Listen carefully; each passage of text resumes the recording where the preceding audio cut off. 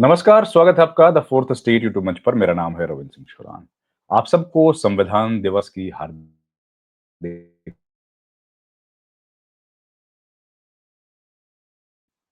नवम दिन हिंदुस्तान का आईन बनकर तैयार हो गया था। जिस दिन हिंदुस्तान ने अपने आप को अपने लिए, अपने लोगों के लिए एक नया मुस्तकबिल देने के लिए एक आईन तैयार कर लिया था। लगभग 3 वर्ष की मेहनत लगी, 2 साल 11 महीने और लग 20 दिन इस काम में लगे थे। 3 साल का कड़ा परिश्रम लगा। सैकड़ों लोगों ने इसमें काम किया और 7 लोग ज़ाहिर है आप जानते हैं ड्राफ्टिंग कमेटी में थे और उन लोगों ने अथक प्रयास किया और उसके बाद कॉन्स्टिट्यूशन इस पोजीशन में, इस शेप में हमारे सामने 26 नवंबर 1949 को आया और 26 जनवरी 1950 को लागू हो गया। इसको अंगीकृत कर लिया गया। तो आज के दिन क्या खास हुआ था? संविधान सभा की बैठक जो थी डॉक्टर राजेंद्र प्रसाद की अध्यक्षता में सवेरे 10 बजे शुरू, 9 बजे, 11 बजे नहीं, 10 बजे। भारतीय संविधान के ड्राफ्ट को अपनाने के प्रस्ताव पर औपचारिक मतदान होने से पहले, जिसे डॉक्टर अंबेडकर ने ठीक 1 दिन पहले प्रस्तुत किया था, वो भी मैं आपको बताऊंगा। डॉक्टर राजेंद्र प्रसाद ने संविधान सभा को संबोधित किया। अपने भाषण में ड्राफ्ट संविधान की पृष्ठभूमि और उसकी प्रमुख विशेषताओं का वर्णन करते हुए डॉक्टर राजेंद्र प्रसाद ने कहा, याद किया, अमूल्य योगदान था उन लोगों का। संविधान सभा ने भारतीय संविधान बनाने के लिए पहले अपने संदर्भ बिंदु तय किए, जिसे ऑब्जेक्टिव्स रेजोल्यूशन, उद्देशिका कहा जाता है। उसके रूप में पंडित नेहरू ने 13 दिसंबर 1946 को एक प्रेरणादायक भाषण देकर प्रस्तुत किया था। यही प्रस्ताव अब हमारे संविधान के प्रस्तावना है। प्रस्तावना जानते हैं ना? प्रियम्बल।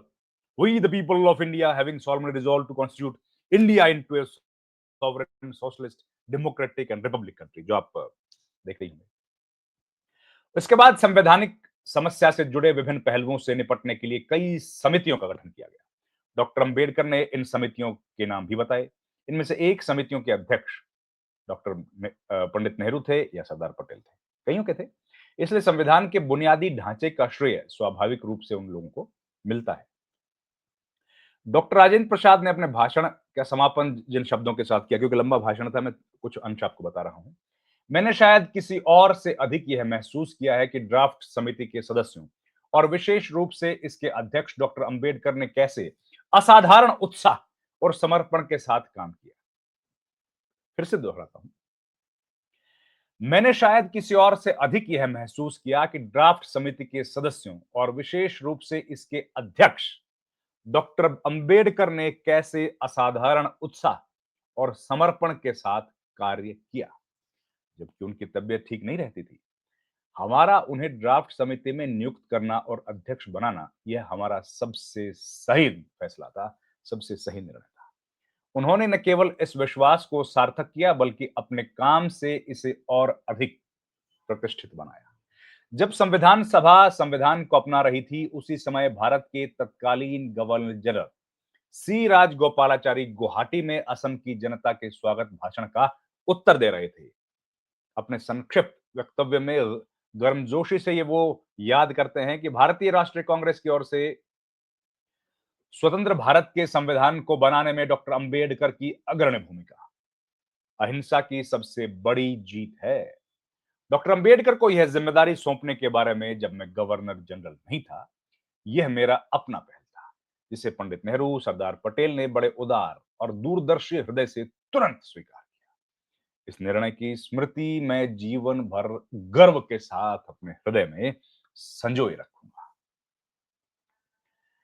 तो ये था उस दिन जो हुआ, 26 नवंबर 1949 को संविधान सभा की बैठक थी, जो कि सवेरे 10 बजे शुरू हुई थी। लेकिन एक दिन पहले 25 तारीख को क्या हुआ था? मैंने आपको बताया कि डॉक्टर अंबेडकर ने कहा था, वो भी आपको बताऊंगा। तो डॉक्टर अंबेडकर ने संविधान सभा में भारत के संविधान के ड्राफ्ट को औपचारिक रूप से अपनाने का प्रस्ताव रखा था, 25 तारीख को, एक दिन पहले। इस अवसर पर उन्होंने एक भाषण दिया था। वो कहते हैं कि दो देश के, दुनिया के सबसे बेहतरीन भाषणों में से एक है।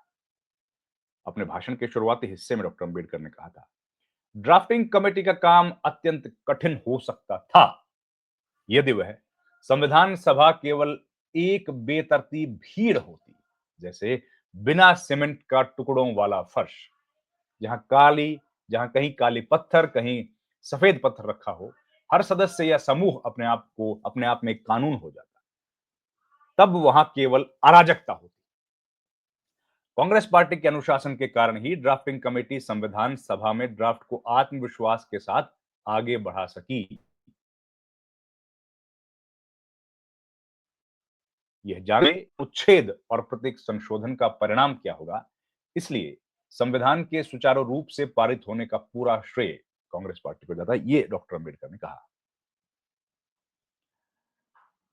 डॉक्टर अंबेडकर और उस संविधान पर जिसे अगले दिन औपचारिक रूप से अपनाया जाना था, उस पर कई तरह से हमला किया गया राजनीतिक दलों का, वो आप जानते हैं। हम लोग किसी के बारे में आज चर्चा उस पर नहीं करेंगे।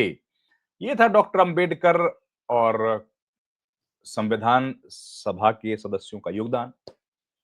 आज 26 नवंबर 2025 को हम लोग ये वीडियो रिकॉर्ड कर रहे हैं। आज से आप देखिए ठीक 76 वर्ष पहले सवेरे 10 बजे हिंदुस्तान की संविधान सभा की बैठक हुई। उस बैठक ने यह रेजोल्यूशन अडॉप्ट किया, हमको बराबरी का अख्तियार दिया।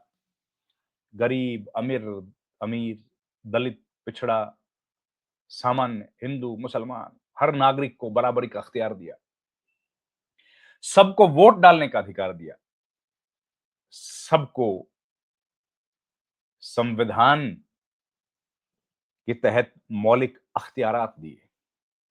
हर आदमी को अपना काम, अपना बिजनेस, अपने धर्म सब करने की अनुमति संविधान सभा ने हम लोगों को दी। और ये संविधान का जो आईन है, जो आज हमारे सामने आईन है, इस आईन को बनाकर उन्होंने पेश किया। बहुत बड़ा ये काम था और उस दौर में जब 76 साल पहले दुनिया आप जानते हैं बिल्कुल अलग थी और कई तरह के कंजर्वेटिव अप्रोच उस जमाने में थे। उस दौर में हर महिला, हर पुरुष, हर गरीब, अमीर सबको 18-21 बरस से ऊपर के जो लोग थे उनको अधिकार दिया गया वोट डालने का। क्योंकि उस दौर में अमेरिका तक जो देश थे या यूरोप के भी देश थे, उनमें भी कई देशों में महिलाओं को वोट डालने का अधिकार नहीं दिया गया। लेकिन हिंदुस्तान के जो हमारे कॉन्स्टिट्यूशन को बनाने वाले फोर फादर्स थे, उन्होंने उनकी दूरदर्शी सोच थी कि जिस दिन हिंदुस्तान का संविधान अस्तित्व में आएगा, उसी दिन से हर नागरिक बराबर हो और हर नागरिक के पास तमाम अख्तियार एक जैसे, कोई अमीर नहीं, कोई गरीब नहीं। आज देखिए जब आप लोग वोट डालने के लिए हम सब लोग जाते हैं, तो हर आदमी किसी भी जाति का हो, किसी धर्म का हो, अमीर हो, गरीब हो, पढ़ा लिखा हो, नहीं पढ़ा लिखा हो, भगवान को मानता हो, ना मानता हो, लेकिन उस कतार में सबको एक साथ खड़ा होना है। और ये हमारे फोर फादर्स ने हम लोगों को दिया है। संविधान के इस दिवस पर अलग-अलग कार्यक्रम हो रहे हैं। आज ही चीफ जस्टिस ऑफ इंडिया ने भी एक कार्यक्रम को संबोधित किया। आज ही संसद भवन में भी कार्यक्रम है।